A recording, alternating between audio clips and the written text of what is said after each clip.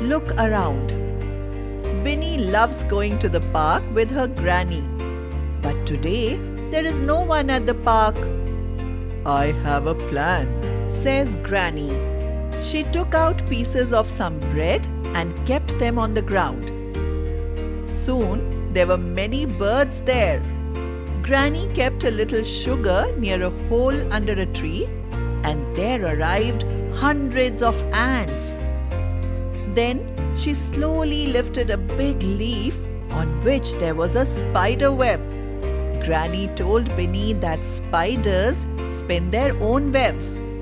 Granny then dug a small pit in the mud. Look at all the earthworms here, Granny said. We do not feed them. They live and eat mud, said Granny. As we began to leave, we saw a group of ants circling their hill.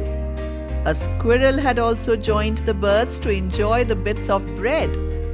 The park wasn't that empty after all, said Granny.